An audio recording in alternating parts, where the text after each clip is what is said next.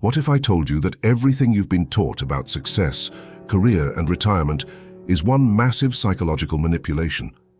That the American dream isn't a dream at all, but a carefully designed prison that keeps you productive until you're no longer useful. Picture this. You're 5 years old and adults are already asking, what do you want to be when you grow up? Not what makes you happy, or what do you love, but what will you produce? From that moment, the programming begins.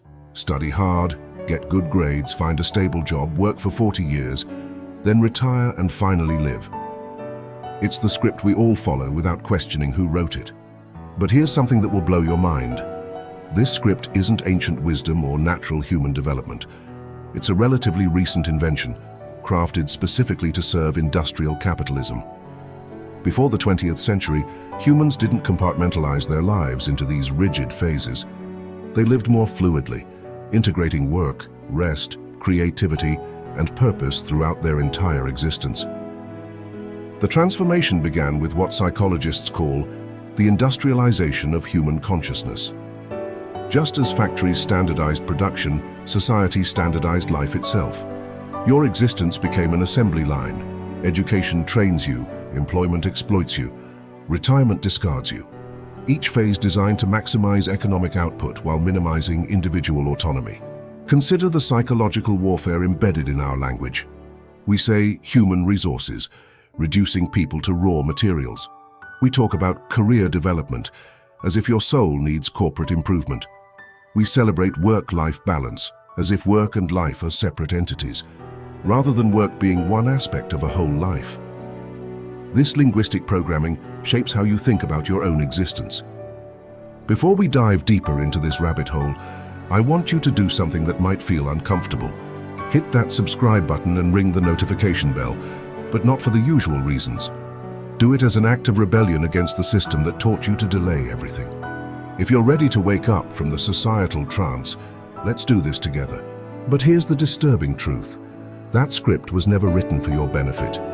It was designed to extract maximum value from your life while convincing you it's normal. The retirement myth isn't about rewarding your hard work. It's about timing your disposal from the economic machine. Think about the cruel irony. Society tells you to sacrifice your 20s for education, your 30s and 40s for career building, your 50s for peak earning, and then, if you're lucky, you get your 60s and 70s to enjoy life. But by then, your body is failing, your energy is depleted, and your capacity for adventure is diminished.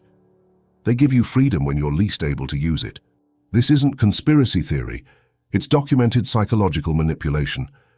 Edward Bernays, the father of public relations and nephew of Sigmund Freud, literally wrote the manual on how to control public consciousness. His 1928 book, Propaganda, outlined how to make people desire things that serve corporate interests rather than their own well-being. The retirement dream is one of his most successful campaigns. The education system serves as the first phase of this psychological conditioning. You're taught to sit still, follow instructions, suppress your natural curiosity, and compete for external validation. Creativity is discouraged unless it serves practical purposes. Critical thinking is replaced with memorization. Your natural learning instincts are systematically destroyed and replaced with compliance training. By the time you graduate, you've been psychologically prepared for 40 years of cubicle existence. You've learned to associate your worth with grades, then with salary, then with job titles. You've been programmed to seek security over growth, comfort over challenge, and approval over authenticity. Let's examine the psychological warfare being waged on your mind. According to research from the Stanford Center on Longevity, over 2/3 of American retirees experience what psychologists call retirement syndrome, a profound disorientation that occurs within 18 months of leaving work. But here's what's truly terrifying. It's not because they lack money. It's because they've lost their identity. Think about it. For decades, you're conditioned to define yourself by your job title. You're not just John, you're John the accountant, Sarah the nurse, Mike the engineer. Your sense of self becomes so intertwined with your role that when the role disappears, so does your understanding of who you are. This isn't accidental. The industrial model of human life, education, employment, retirement, death, was specifically designed to create interchangeable parts in an economic machine. Otto von Bismarck introduced the concept of retirement in 1889, not as a gift to workers, but as a method to cycle out older, less efficient labor. What we call normal life progression is actually a 1-3-4-year-old management strategy. But here's what's truly insidious. The system doesn't just exploit your labor, it hijacks your dreams. It convinces you that your deepest desires should be postponed until someday. Want to travel the world? Wait until retirement. Want to write a novel? Wait until you have more time. Want to learn a new skill? Wait until you're financially secure. The system weaponizes your own aspirations against you. Neuroscientist Dr. Judson Brewer calls this the habit loop of wanting. Your brain becomes addicted to the pursuit of future satisfaction, creating a psychological dependence on delay. You're literally biochemically programmed to believe that happiness exists somewhere else, at some other time, under some other circumstances. This neurological rewiring ensures you'll never be satisfied with the present moment, the only moment in which life actually exists. The workplace amplifies this psychological manipulation through what researchers call institutionalized learned helplessness. You're given just enough autonomy to feel responsible for your outcomes, but not enough power to actually control them. You're rewarded for compliance and punished for innovation. Your natural leadership instincts are systematically suppressed until you genuinely believe you need permission to make basic decisions about your own life. The psychological impact is devastating. Research from the American Psychological Association reveals that depression rates spike by 40% during the first year of retirement. Not because people miss the work itself, but because they've never learned to exist without external validation. They've been trained to measure their worth by productivity, not by their inherent value as human beings. Here's where it gets really sinister. The system doesn't just steal your time, it rewires your brain.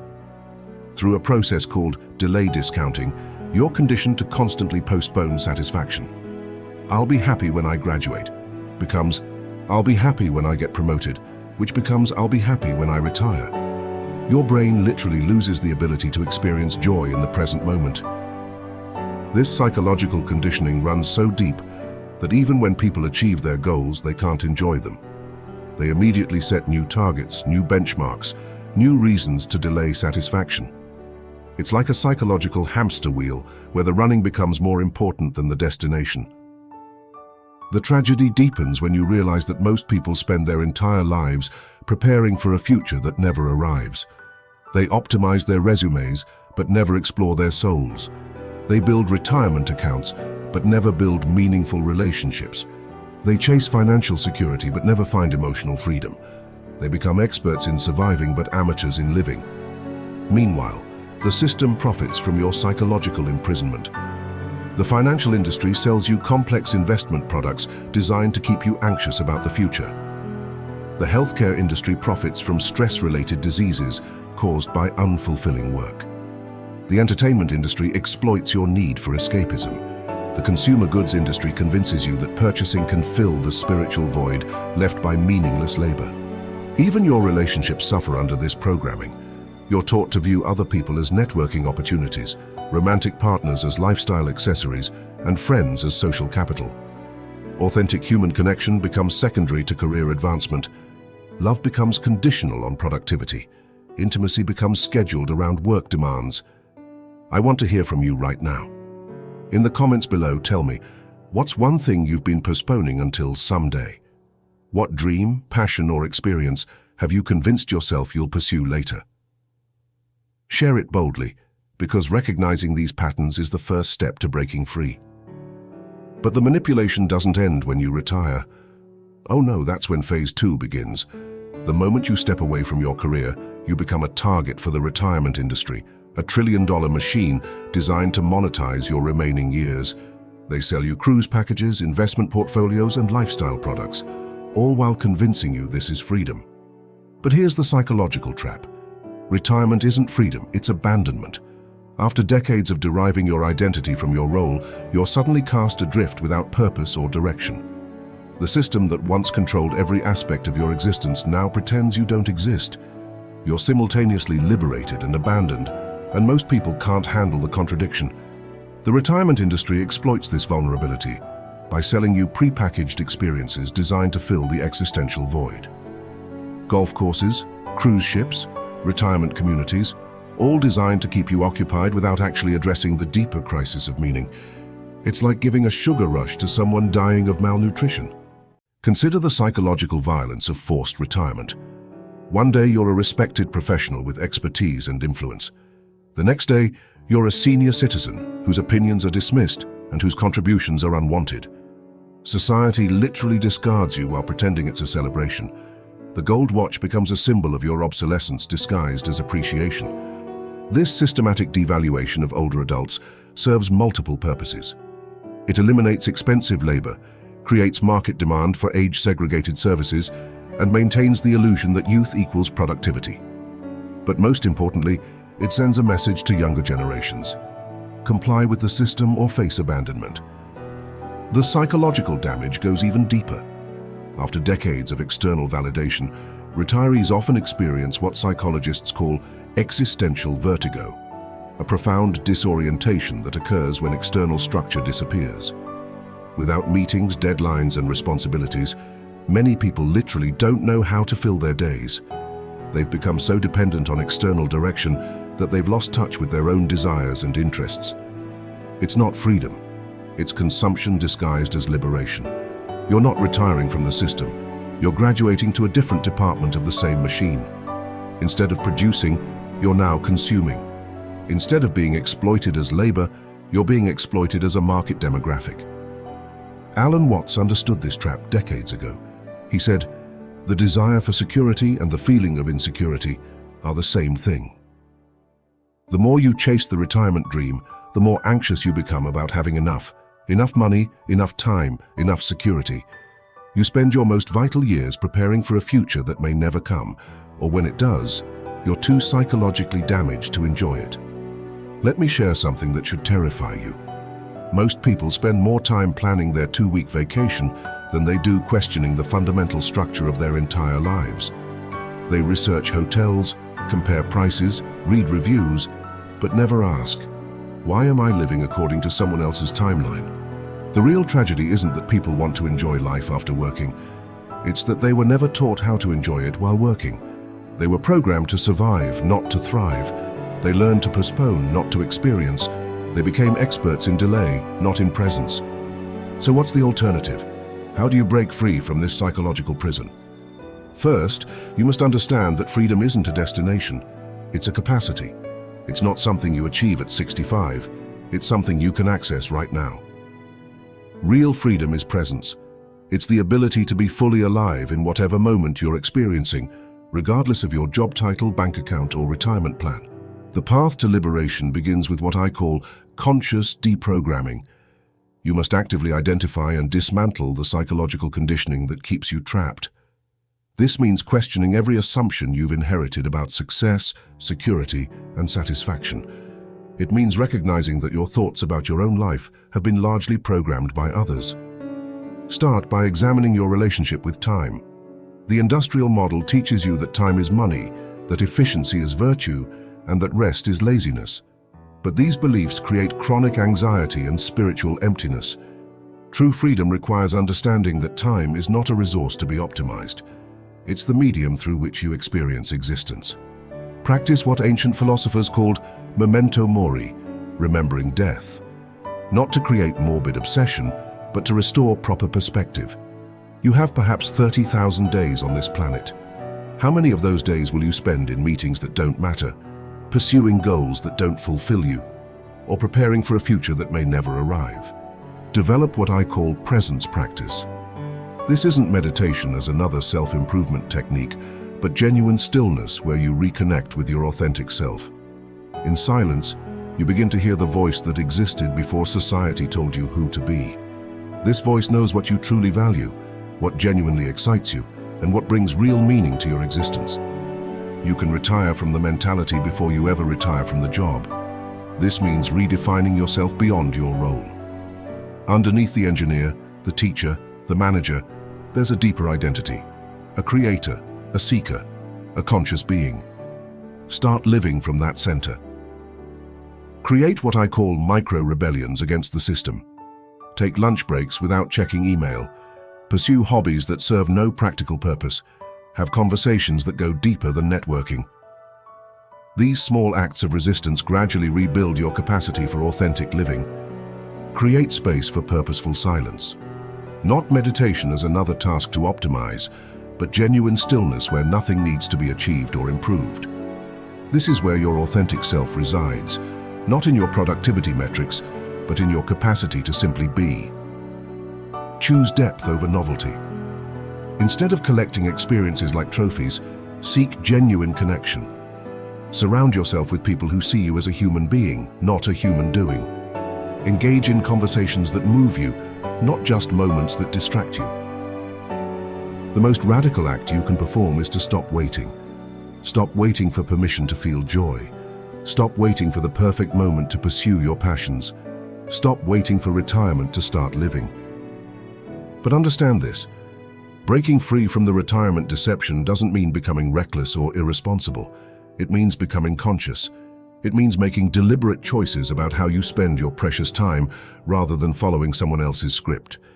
It means understanding that security isn't found in external circumstances, but in your ability to adapt and thrive regardless of what happens. If this video is hitting you like a psychological sledgehammer, you're not alone. Thousands of people are waking up to this reality every day.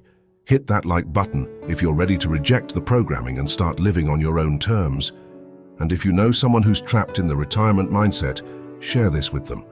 Sometimes the most loving thing you can do is shatter someone's comfortable illusions. The system will resist your awakening. It will try to convince you that you're being impractical, naive, or selfish. Friends and family, still trapped in their own programming, may try to pull you back into the familiar patterns. This is where courage becomes essential, the courage to live authentically even when it makes others uncomfortable. True freedom requires what philosophers call existential responsibility, the recognition that you are the author of your own life. You can't blame your parents, your education, your employer, or your circumstances for the choices you make from this moment forward. This responsibility is terrifying and liberating simultaneously. The ultimate rebellion isn't quitting your job or abandoning all structure. It's maintaining your humanity within the system while refusing to let the system define your humanity. It's working to live rather than living to work. It's using your role as a vehicle for growth rather than a definition of self. Alan Watts said it perfectly. This is the real secret of life, to be completely engaged with what you are doing in the here and now. That's not just philosophy. It's a survival skill in a world designed to pull you away from the present moment. The lie was never just about retirement. The real lie was that you ever had to earn your freedom in the first place. You were born free. The prison was always psychological, and the key has always been in your hand. You don't need to wait until 65. You don't need the perfect plan. You don't need to have it all figured out. What you need is the courage to stop, breathe, and ask yourself, what would it mean to actually live today? Not to prepare for life, not to plan for life, but to live it. Fully, honestly, without the mask, without the timeline. Because the truth is, you were free the moment you stopped waiting.